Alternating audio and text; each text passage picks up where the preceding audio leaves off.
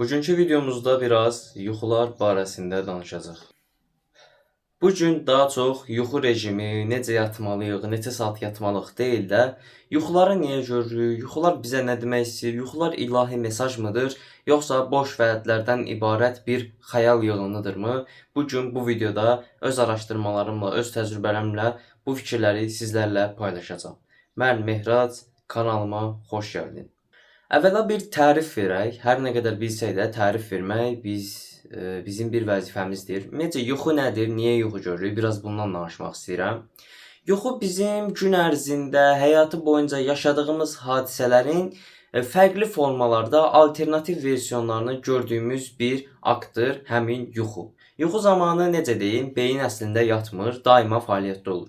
Yuxuyu görməyimizin də əsas səbəbimizdən biri də bizim görmə payımız, beyində yerləşən ənsə payında olan görmə payı aktiv qaldığına görə biz yuxuları görə bilirik. Yəni gözümüzlə əslində yuxudakı hadisələri görə bilirik. Yəni bu da əslində yuxu boyunca beynimizin yatmadığını bizə göstərir. Yuxu sənin duyğularını işləyə bilər, o an keçirdiyin təəssüratları işləyə bilər, o an keçirdiyin hissləri işləyə bilər və bu yuxu səni necə deyim, bəzi hətta depressiyalardan, pis vəziyyətlərdən belə qurtara bilən bir vasitə ola bilər. Bəzi yerlərdən duymusunuz. Yuxu bəzən insana dərman kimi gəlir. Məsələn, xəstə insanlar daha çox yatır. Məsəl üçün, körpələr inkişaf etmək üçün, böyümək üçün daha çox yatır. Məsələn, bu da yuxunun bizə olan müsbət təsirləri barəsində ola bilər. Yaxşı, yatmağı bildik və yuxu ümumiyyətcə niyə yuxu görürük? Biraz o barədə danışaq.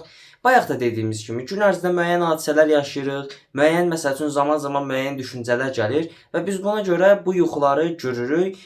Kabuslar olsun, yuxular artıq biraz çox dəqiqli bilirsən, kabuslar olsun, lucid dream olsun, yəni gerçəkliyə yaxın yuxular olsun və ya fantastik yuxular olsun, bunlara bölünür. Ümumiyyətcə gəl sənə yuxunun təbiəti barəsində də biraz danışım. Biz yatan zaman iki böyük fazada oluruq. Bunlardan biri ləng yuxu fazasıdır, biri də tez yuxu fazasıdır. Tez yuxu fazası necə deyim, 10-15 dəqiqə çəkir, səhərə yaxın isə 20-30 dəqiqə çəkə bilər.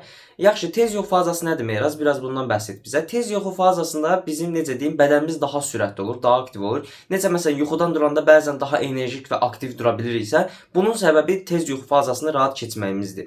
Tez yuxu fazasında daha çox necə deyim, əfsanəvi yuxular, sehirli qəhrəmanlar və ya nə bilim, dünyayı xilas etdi, məsələn zombi fəlakəti oldu və dünyayı xilas etdin. O tərzi sanki gerçəklikdən uzaq, əfsanəvi yuxular gördüyün bir fazadır. Bəs Meyraz, ləng yuxu fazası nədir? Ləng yuxu fazasında əminəm ki, biraz məlumatsan, biraz daha yavaş olur. Yəni dərin yuxuya gedir. Məsələn, bir insan çağırarsan, durmaz. Bax, həmin insan bil ki, dərin yuxu fazasındadır. Ürəyin işi zəifləyir, qan təzyiqin sürəti azalır. Demək olar ki, məsəl üçün, bütün bədən zəifləyir ümumiyyətcə deyə bilərik. Müəyyən bir müddət ki, bədənin və beynin istirahət etsin. Amma bədən dayanmır əlbəttə ki.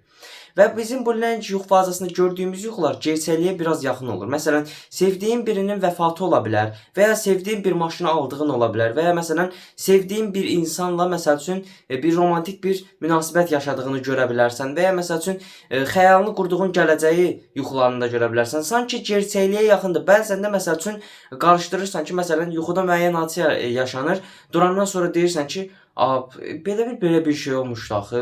Kimisindən özünə deyirsən. Məsələn, mənim də başıma keçən gülməli bir hadisəni danışım.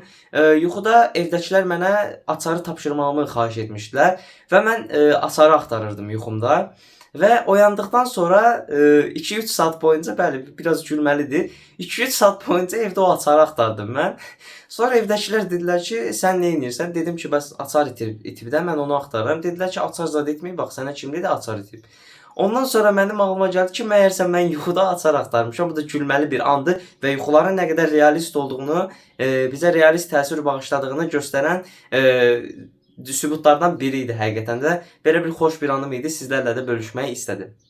Yaxşı Meyrac, biz yuxu görürük. Yuxuda dedin, bayaq hadisələr görürük, müəyyən şeylər görürük. Yuxular ümumiyyətcə məsələn bəzi ifadələr görə ilahi mesajdırmı? Yuxular bizi bir mesaj mı vermək istəyir, yoxsa yuxular gərəksiz bir məlumat yığınıdır, boş bir məlumat yığınıdırmı?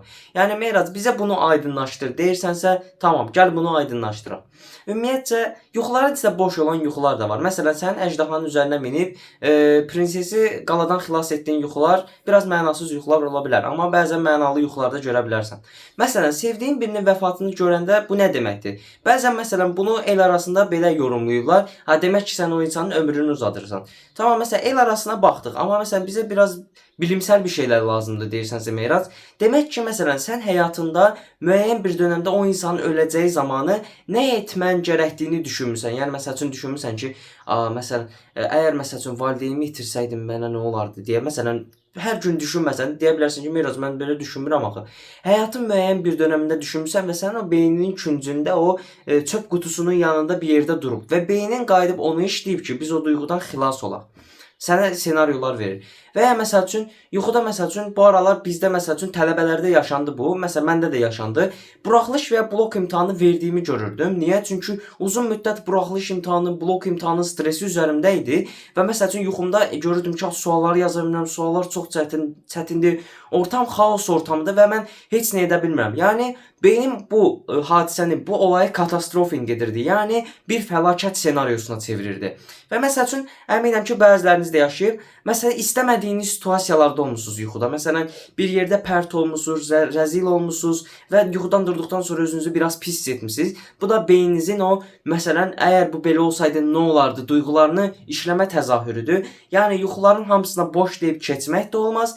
Yuxular bizə bir mesaj verir, hamısını da şamil etmək olmaz. Yəni yuxular da bəzən sənə demək istəyir ki, məsələn Meyrac, imtahan stresi sənə çox yüklənir, ona görə yuxunda bunu gördün. Yaxınlarını çox düşündüyünə görə yuxunda bunu gördün və məsələn sevdiyin insanı çox düşündüyünə görə yuxunda sevdiyin insanı gördün. Kimisindən sənə müəyyən tipdə mesajlar verə bilər. Əminəm ki, bu yuxularda məsəl üçün sənə aydındır. Yəni gördüyün yuxularda araşdırıb edirsən. Bayaq qısa bəhs etdik, bir dənə də üstündən keçək. Yuxular sənə nə anlatmaq istəyir? Yuxular ümumiyyətcə müəyyən problemlərdir, müəyyən həyatda üzləşdiyin çətinliklərdir. Bunları sənə çözüm yolunu, axtarış yolunu verən bir vasitələrdir. Məsəl üçün yuxunda deyirsən ki, məsəl üçün, məsələn imtahana gedəcəm, görəsən nə olacaq? Məsələn beynin artıq sənə imtahan senaryosunu yaşadır. Məsələn imtahana gedən zaman %80'lik stresin olacaqsa, o stres düşür %50'yə, %40'a. Yəni beynin o hadisəni səndə yaşadaraq belə bir hiss yaratmaq istəyir ki, məsələn ora gedəndə daha da Meyrac həyəcanlanmasın. Yəni beyin deyir ki, mən ora gedəcəm, qoy bunun yuxusunu görüm, daha çox həyəcanlanmayım. Yəni bu kimidən ola bilər. Bir bonus maddəmiz də var, bunu da vurğulayım. Bəzən məsəl üçün yuxuları dejavularla səhv saldığımız olur. Dejavu nədir? Bəlkə bəziləriniz ilk dəfə eşidir, bəziləriniz bilir, bəziləriniz də çox məlumatlıdır. Dejavu məsəl üçün gün ərzində müəyyən bir hadisə yaşayırsan və müşahidə edirsən ki, biz bunu bir zaman yaşamışdıq. Sanki bu olub ya da məsələn mən bunu yuxumda görmüşəm. İndi bu hadisəni yaşayıram. Mən də məsələn bir dejavu yaşamışdım. Bir dəfə sinif yoldaşlarımızla dənizə getmişdik və bu zaman orada bir taxta gəmi vardı, böyük bir gəmi. Məndən bir dostum şəkil çəkdirməyini xahiş etdi və mən gəmiyə yaxınlaşdıqda sanki o portreti yuxumda görmüşəm, amma mən bu yuxuda məsələn dostumun burada dayandığını, onun şəkil çəkdiyini görmüşəm kimi hiss etdim. Amma məyərsəm bu da bizim beynimizin qısa müddətli verdiyi bir xətaymış. Dejavu da buymuş. Yəni yuxuda mən həmin hadisəni görməmişəm, amma beynim mənə yuxuda sanki görmüşəm kimi təzahür etdirir. Bəli, bu gün biraz yuxular barəsində danışdıq. Yuxuların təsiri, yuxu rejimi barəsində gələcəkdə videolarımız gələcək. Çünki yay dönəmidir, yuxularımızı düzəltməliyik ki, universitet həyatına 10-cu, 11-ci sinifə möhtəşəm şəkildə başlayaq. Nəysə, o videolar gələcək onsuz da. Bu arada böyük bir proyekt üzərində işləyirəm. Bir həftəlik video olacaq. Gələn həftənin hər halda 5-ci və ya 4-cü günü kanala gələcək. Çox böyük bir proyekt olacaq o video. Bu arada bu videonu ikinci dəfədir rekord edirəm. İlk dəfə rekord edən zaman yanlışlıqla mikrofonu aktivləşdirməmişdim deyə videoda səsim yazılmamışdı. Yəni bu videonu əslində ikinci dəfədə çəkirəm və bu biraz yorucudur həqiqətən, amma yenə də məlumatları genişləndirdim, daha da təkmilləşdirdim və bu videoda sizə daha ətraflı məlumatlar sundum. Sən də əgər mənim əziyyətimi dəyərləndirməyi, qiymətləndirməyi istəyirsənsə, tək ehtiyacım olan kanala abunə olub, bir də videonu bəyənməyindir. Başqa heç bir xahişim olmayacaq. Bura qədər izlədinsə, həqiqətən də təşəkkür edirəm. Əminəm ki, sən də yuxular barəsində müəyyən qədər bir fikir formalaşdıra bildin. Mən müəyyən qədər fikir formalaşdıra bilərəm. Geri qalanını düşünmək sənin öz əllərindədir. İzlədiyin üçün bir daha təşəkkür edirəm. Sağ ol. Salamat qal.